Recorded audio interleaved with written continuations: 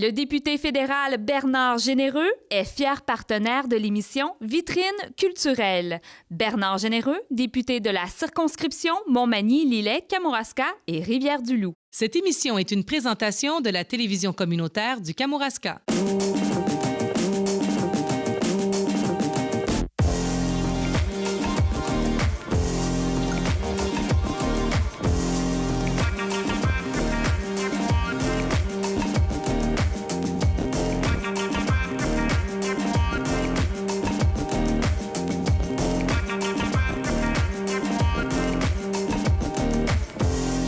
Mesdames et messieurs, bienvenue à Vitrine culturelle, l'émission où l'on traite de tout ce qui est culturel ici au Kamouraska.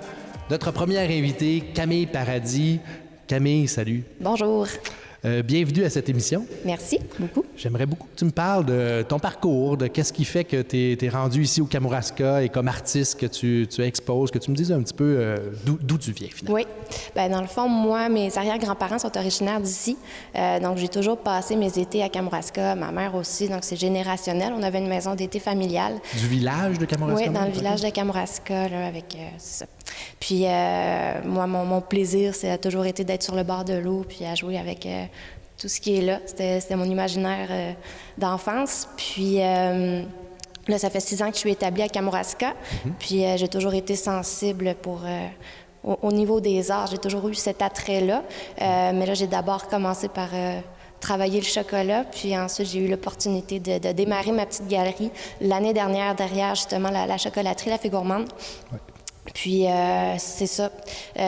Mon inspiration, c'est ce qu'on va trouver sur le bord de l'eau, justement. Je me suis inspirée de l'histoire du quai, des petites textures naturelles. Donc, je m'amuse à faire des cadrages pour créer, si on veut, un effet abstrait mais réaliste. Donc, on reconnaît les éléments, mais ça donne un effet, c'est ça. Ta production, ça peut ressembler à quoi? Dans le sens que tu produis beaucoup d'œuvres, c'est des œuvres qui sont longues. Peux-tu juste nous faire un tableau, nous dessiner là, sans le voir? Qu'est-ce que tu fais comme production?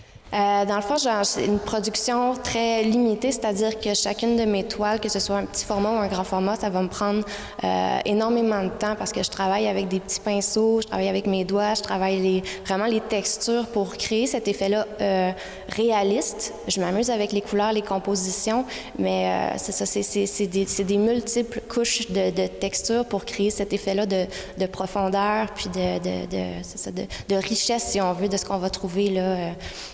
Sur le bord de l'eau, puis c'est ça, mon inspiration. Puis là, tu te trouves à exposer principalement ici, là, dans la région. Ton parcours d'études ou de travail artistique, il s'est fait comment?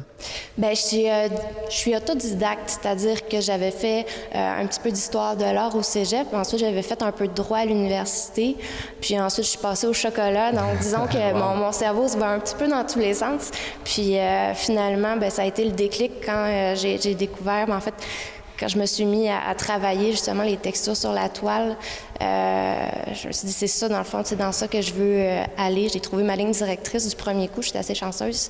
Puis, c'est ça, je suis lancée depuis l'année passée là, dans ça. Là. Puis disons, depuis ton tout début de cette pratique artistique-là, tu te trouves à avoir exposé, oui, ici, mais est-ce que je sais que tu as de la boutique aussi, on va en parler plus tard. Oui. Est-ce que tu peux me dire de quelle façon tu trouves, oui, cette inspiration-là du bord du fleuve, mais tu réussis-tu à avoir quand même des tableaux qui tournent, qui se vendent un peu partout? Ou, Oui, bien, j'ai mes toiles, ça a voyagé. J'ai exposé seulement ici. On a la chance d'avoir des gens qui viennent d'un peu partout à travers le monde, des Européens, des Canadiens, les Québécois, d'un peu partout. Donc là, en ce moment, moi, j'ai des toiles qui sont parties en Suisse, j'en ai en Alberta, j'en ai un peu partout. Donc oui, ça voyage, mais ça part seulement de Kamouraska parce que, comme je disais, ma quantité de production est très limitée.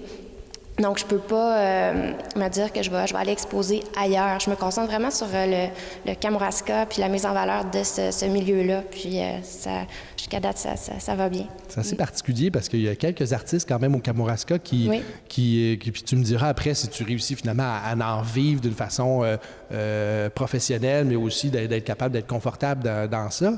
C'est relativement nouveau, là, on s'entend, cette démarche-là, mais je trouve ça quand même fabuleux de voir qu'une artiste comme comme toi va avoir une pratique, ce que je comprends, peut-être plus hivernale, de se dire on produit durant l'année, puis finalement l'été, on tente de plaire aux gens qui passent finalement dans la boutique pour acheter tes œuvres. Oui, c'est exactement ça. J'ai un super équilibre, je trouve. C'est-à-dire que l'été, je suis dans le monde, je présente mon travail, je présente les collections. Puis l'hiver, ben, je me remets à la production, donc selon les inspirations que j'aurais eues durant l'été. Je m'amuse à créer à chaque année. C'est ma deuxième année, mais 3 collections. Donc, je vais essayer d'aller chercher 3 éléments sur le bord de l'eau qui vont travailler des textures puis des couleurs différentes. Peux-tu me donner des exemples concrets, genre? Bien, l'année passée, par exemple, j'ai exploité le quai taché, des éléments de sa structure, mais avec la couleur plus, disons, du soleil, donc les couleurs naturelles. Puis cette année, j'ai fait la collection Bâtiment marin 2, puis c'était plutôt avec la lumière crépusculaire cette année, donc j'ai ajouté des bleus, toutes sortes de couleurs. Donc, ça permet de le voir différemment. Tu as parlé de Bâtiment marin? Oui, okay. Je l'avais intitulé comme ça, c'est la collection Bâtiment marin, donc je voulais... On touche chaque fois au bateau? Au quai, en fait, carrément au quai. Donc sa structure, puis c'est vraiment, j'exploite tout son usure, c'est la rouille, les boulons. Puis sinon, cette année, j'ai une collection dentelle. C'est au niveau du lichen gris qu'on va trouver sur les pierres roches, les bleus, puis les noirs. Donc cette année, c'était les bleus que j'exploitais. Puis on peut s'attendre à quoi lorsqu'on va aller voir ta boutique sur les œuvres que tu as faites durant l'hiver? Bien là, cette année, j'ai le bâtiment marin, oui. Version plus crépusculaire. J'ai la collection dentelle avec les lichens plutôt gris. Puis j'ai une collection constellation, donc c'est des petites pousses vertes du printemps sur des roches plutôt noires. Donc dans le fond, j'essaie de travailler l'imaginaire avec des choses, des cadrages serrés qu'on va trouver sur des éléments. Cette pratique-là, le fait d'être artiste, tu le réalises ces tableaux où? Toujours au même endroit? Oui, mais en fait, là, ça a été 2 endroits, si on veut. J'étais installée à l'Auberge de la Fée Gourmande, donc j'avais une place où j'avais un accès aux fenêtres. Donc, je travaille à journée longue le temps que j'ai la lumière naturelle. Puis ensuite, je fais d'autres occupations. Je prépare la prochaine saison. Puis, C'est génial. Écoute, en fait, puis les gens que lorsqu'ils veulent se procurer, j'imagine, tes œuvres, ils peuvent venir à la boutique. Oui. On s'attend à quoi comme grandeur de prix? Ça passe de... Bien, en fait, là, j'ai plusieurs gammes de prix, c'est-à-dire que j'ai des petits formats et j'ai des très grands formats. Donc, ça va partir d'à peu près 360 à quelques milliers. Puis les plus grands formats, ça se trouve à être? L'année passée, j'avais un 40 par 60. OK, quand même. Cette année, j'ai eu un 24-48. Donc, je fais pas beaucoup de grands formats parce que pour moi, c'est toujours un défi énorme parce que justement, je travaille avec le petit pinceau. Donc, c'est plusieurs couches. Donc, ça peut être plusieurs semaines, un grand tableau comme ça. Camille, c'est un grand plaisir de te rencontrer. Ben, Puis j'invite vraiment tout le monde à venir visiter ta boutique. D'ailleurs, dans quelques instants, on va pouvoir parler de quai numéro 300. Oui, c'est gentil. Merci.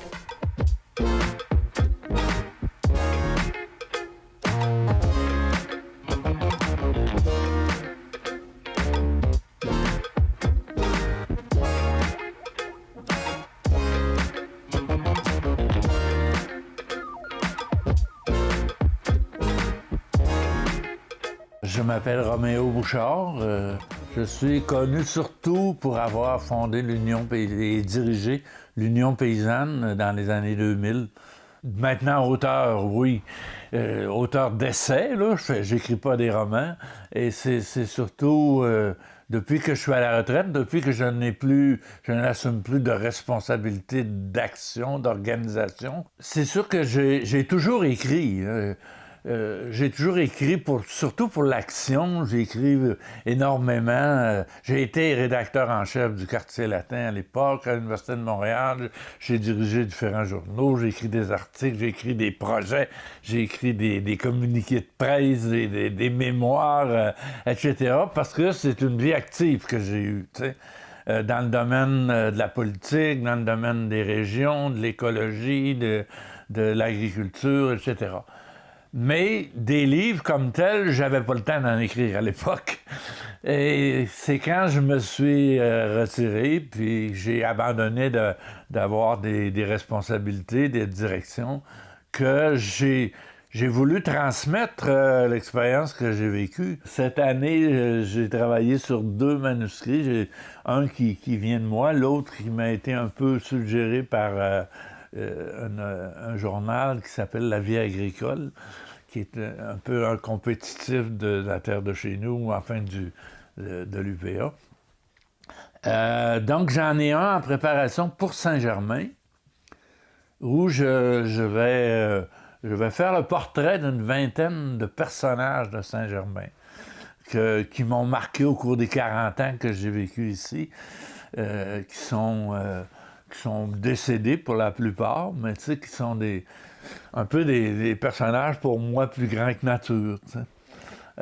Ça va sortir le printemps prochain à l'intérieur du 125e anniversaire de Saint-Germain. L'autre est un volume sur le monopole syndical de l'UPA. C'est un peu ce qui a été le point névralgique là, de l'Union paysanne, que de s'opposer à l'Union des producteurs agricoles sur le plan du monopole syndical, que l'Union des producteurs agricoles est un syndicat unique et obligatoire, ce qui est quelque chose d'assez rare, d'unique au monde. Et on a toujours contesté ça. Et il y a beaucoup de choses qu'on n'avait pas, même pas publiées, dont on n'avait pas fait état dans les recherches qu'on a fait à l'époque. Alors là, ça me donne l'occasion, dans cet ouvrage-là, c'est pas encore complètement réglé, les contrats sont pas faits, mais de faire le point, vraiment, de vider cette question-là du monopole syndical. J'ai fait beaucoup d'études, j'ai 11 ans d'université derrière la calotte et tout ça, mais j'ai toujours été dans l'action et j'écris pas de livres académiques. J'écris pas de livres savants, j'écris des livres pour tout le monde. Et c'est sûr que c'est des livres qui ont un contenu quand même très, très structuré, très solide, mais seulement c'est un langage qui est accessible à tout le monde. Et j'écris pour vulgariser beaucoup de choses et pour inciter les gens, d'une certaine façon, à s'engager aussi, tu sais. Donc, c'est pas des livres de professeurs d'université, là, c'est des livres de militants, si on veut. C'est des livres engagés. Nous sommes de retour avec Camille Paradis de Quai numéro 3. Camille, explique-nous Quai numéro 3. Moi, je trouve ça très charmant, mais ça vient de où, le nom de ta boutique? Dans le fond, c'est un petit clin d'œil au fait qu'on a déjà 2 quais à Kamouraska, le quai Taché puis le quai Miller. Puis, comme j'exploite justement les textures puis ce qu'on va trouver au bord de l'eau, je me suis dit que j'allais être le 3e quai. Donc, j'ai appelé ça le quai numéro 3, tout simplement. Puis, ça fait pas très longtemps, je crois, que quai numéro 3 existe. Pourquoi as-tu décidé d'ouvrir une boutique comme ça qui porte le nom de quai numéro 3? C'est ça, j'ai ouvert l'année passée, première année. Pourquoi? C'est que j'ai eu le déclic. Je voulais vraiment lancer ma propre petite entreprise, si on veut. Puis moi, ben l'art, c'est toujours ce qui m'a attiré, ce milieu-là. Je trouve ça fascinant. Puis j'ai eu l'opportunité d'avoir accès à une petite maison qui était charmante. Puis qui était située là, derrière la chocolaterie. Oui, exactement, okay. La Fée Gourmande, à Kamouraska. Puis c'est un petit fourni d'été. Donc je l'ai juste réaménagé pour la rendre coquette. Puis j'ai occupé le rez-de-chaussée la première année. Là, l'année passée, c'était la première année qu'il y avait une vente de toiles et de produits d'artisans locaux. Exactement. En fait, l'année passée, c'était concentré uniquement sur mes tableaux. Puis j'avais... en fait, en démarrant ça, j'ai voulu aussi... rendre accessible l'art. Donc, je me suis dit, je vais faire des produits dérivés de mes toiles pour que les gens, si ont des coups de cœur, puissent repartir avec quelque chose. Puis, je me suis dit, comme on est gourmand à Kamouraska, je vais orienter ça autour de l'art de la table. Donc, j'ai fait faire des sous-verres, des napperons, des serviettes de table avec des images de mes toiles. Donc, ça permettait de rendre ça accessible, puis les gens pouvaient se rapporter un petit souvenir. Bien, c'est génial. Puis j'imagine que tu préparais tranquillement ce qui s'en vient, parce que là, à Vitrine culturelle, en ce moment, on veut parler de qu'est-ce qu'on va pouvoir voir, entre autres cet été, puis pouvoir rencontrer les gens. tu as déménagé ton entreprise cette année. Peux-tu nous dire, où est-ce que ça se situe maintenant, puis aussi nous en dire davantage sur cette idée-là de déménager l'entreprise, chose qui est une très bonne idée. Là. J'ai eu l'occasion d'aller zioter un petit peu déjà avant le début de la saison. Donc, tu peux peut-être nous en dire davantage. Oui, bien dans le fond, c'est ça. Là, je suis rendue au 55 Avenue Morel. On ne peut pas vraiment le manquer. Je suis vraiment sur la route de Kamouraska, puis la 132, donc le croisement, l'intersection. Donc, avec tous les commerces là, qui sont aux alentours, la poissonnerie Lausier, le jardin du Bedeau, comptoir gourmand, tout ça, puis prochainement même la chocolaterie. Donc, ça va créer un beau petit centre de village. Puis je suis contente de naître. Exactement. Oui, puis là, je suis contente d'en faire partie. Puis le pourquoi du déménagement, principalement, c'est que d'où je suis partie, c'était un petit fourni qui n'était pas isolé du tout. Ouais. Donc, je pouvais être là installé 3 mois par année, là, si on veut. Donc, je pouvais pas le chauffer. Puis c'était pas l'idéal non plus pour les toiles. Donc, il fallait que je les rentre à la fin de la saison. Donc, je me suis dit, tant qu'à être partie sur quelque chose, puis dans le fond, j'ai eu une belle réponse aussi l'année passée. Je me suis dit, cette année, je vais vraiment m'installer pour de bon, puis aménager ça de sorte à ce que ça fonctionne pour vraiment le long terme. Puis quand tu dis long terme, ça veut-tu dire une ouverture sur plus de mois? Puis l'horaire, c'est à quoi ça va ressembler? Oui, bien là, dans le fond, j'ai, disons, copié l'horaire des commerces qui vont être aux alentours, c'est-à-dire que je vais être ouvert jusqu'au 31 décembre. Donc, je vais vraiment me rendre jusqu'à la période du temps des fêtes, puis je vais repartir au mois de mars. Donc, ça me fait, disons, c'est un 3 mois de pause, là, si on veut, pour refaire la préparation pour la saison suivante, mais c'est ça. Et là, j'envisage un petit problème. Là. En début d'émission, on a parlé que tu faisais ta production artistique plus en dehors de la période estivale. Là, si tu te trouves à travailler comme ça, est-ce que ta production, tu vas garder quand même cet élément-là important dans Oui, ça c'est sûr. Bien, c'est sûr qu'à partir du mois de novembre, il y a toujours, disons, un achalandage moins élevé. Puis là, j'ai installé mon studio au 2e étage de la nouvelle galerie. Donc, c'est sûr que je vais pouvoir peindre en même temps d'être là s'il y a des clients qui arrivent. Donc, l'équilibre va se faire là, avec le temps à ce niveau-là. Puis cette année, en déménageant, là, je suis passée de 400 pieds carrés à 870 pieds carrés. Donc là, j'ai doublé ma capacité d'accueil d'œuvres, si on veut, sur les murs. Donc, j'ai beaucoup plus de murs. Puis ça m'a donné, dans le fond, l'opportunité de pouvoir accueillir des nouveaux artistes à exposer avec moi. Fait que ça, tu as travaillé ça, j'imagine, dans l'année, d'aller chercher des collaborations nouvelles, puis ça serait intéressant de savoir quels artistes qui vont être exposés dans ta boutique. Oui, dans le fond, j'ai créé un concept, si on veut, que j'ai intitulé Kamouraska le Magnifique. Donc, je voulais inviter des artistes d'ailleurs et d'ici à apporter leur regard sur Kamouraska, mais avec leur signature artistique. Puis, dans le fond, mon idée, c'était de faire voyager Kamouraska aussi. C'est qu'en allant chercher des artistes d'ailleurs, ça fait voyager justement Kamouraska. On en parle ailleurs. Puis cette année, j'ai invité un artiste américain, Michael Wall, dans le fond, à venir exposer ses toiles. C'est par les réseaux sociaux. Maintenant, on est ouvert sur le monde. Puis je suis tombée par hasard sur ses toiles cet hiver, puis ça a été un coup de cœur au niveau de son travail. Lui, il fait beaucoup de l'abstraction, soit très texturé, très coloré ou en clair-obscur. Puis lui, son regard cette année, il l'a apporté sur les marées qu'on a à Kamouraska. Donc, le mouvement... C'était comme un hasard ou, je veux dire, il y avait déjà une demande de ta part d'avoir cette inspiration-là ou cet artiste-là, il est venu ici au Kamouraska, il s'est inspiré de ça? En fait, comme il fait de l'abstraction, il n'y avait pas besoin nécessairement de voir... Kamouraska comme tel, mais je lui ai écrit, je lui ai parlé des éléments, de ce qu'on peut voir, de ce qui fait partie du décor. Puis lui, l'idée, justement, des marées, ça l'a inspiré, le mouvement de l'eau, puis tout ça. Donc, il a fait une série sur ça. J'ai aussi un artiste des Pays-Bas qui, lui, c'est un artiste, si on veut, poète, qui travaille beaucoup le minimalisme. Donc, lui, il est arrivé, puis il a fait les lignes des paysages de Kamouraska. Donc, c'est encre sur papier, beaucoup plus épuré. Puis, ce que je trouvais bien, c'est que ça ajoutait un complément à l'exposition, c'est-à-dire que moi, je travaille énormément les textures. Michael Wall, lui, travaille l'abstraction texturée. Puis, j'avais aussi un côté plus minimaliste. Donc là, maintenant, il y a comme quelque chose qui se complète. Puis j'ai aussi une artiste de la région, Marc-Chloé Duval, qui a fait une petite série sur Kamouraska, mais c'est comme si elle le voyait pour la première fois. Donc c'est des petits clins d'œil à des coins de Kamouraska.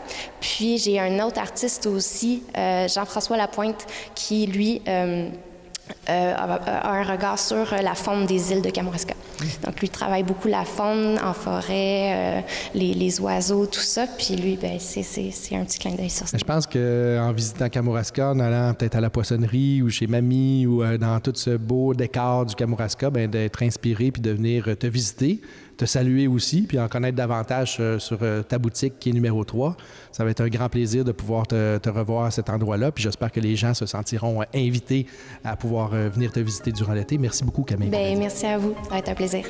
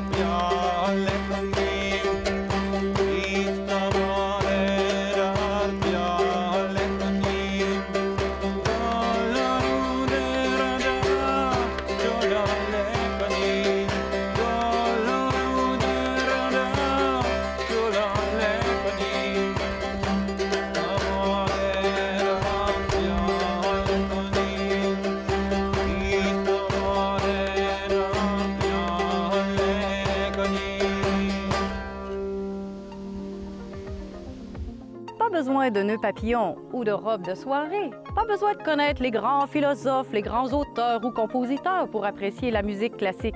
Allez, osez et abreuvez-vous. La musique, généralement des grands ensembles, a beaucoup commencé avec les fanfares militaires. Par exemple, les soldats qui partaient pour le combat avaient toujours une caisse claire, c'est-à-dire un tambour qui annonçait et qui marquait la marche. En fait, ça stimulait les soldats à pouvoir garder le rythme et à marcher toujours au même tempo.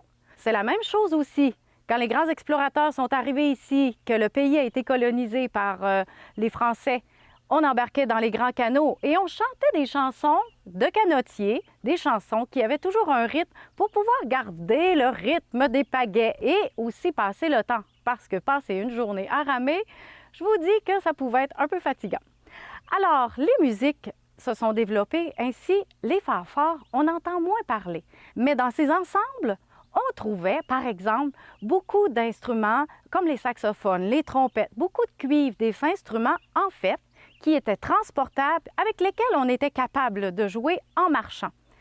Les fanfares se sont lentement transformés en orchestres d'harmonie. Les orchestres d'harmonie, on en voit beaucoup dans les écoles secondaires et même dans les écoles primaires. Ici, sur le territoire, la musique vient beaucoup du collège de Sainte-Anne. La première fanfare était au collège. On sait aussi que les grands maîtres, comme l'abbé des Trois-Maisons, qui arrivaient directement de Paris chez les grands maîtres, ont donné une part importante à la culture musicale du coin. Alors, je vous inviterais vraiment à aller découvrir les orchestres professionnels d'harmonie qui nous font des mélodies absolument extraordinaires et qui ont du répertoire spécialement pour eux. Pour l'occasion, je vous fais une pièce de saxophone puisque Adolphe Sax a inventé cet instrument et le saxophone a vraiment été un instrument très important pour les fanfares et pour les harmonies.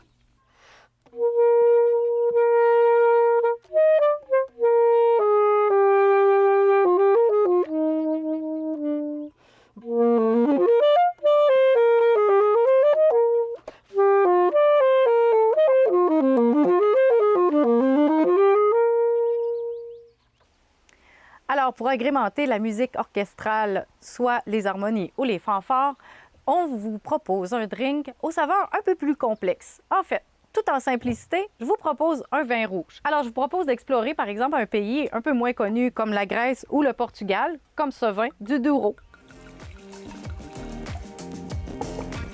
Allez, et osez!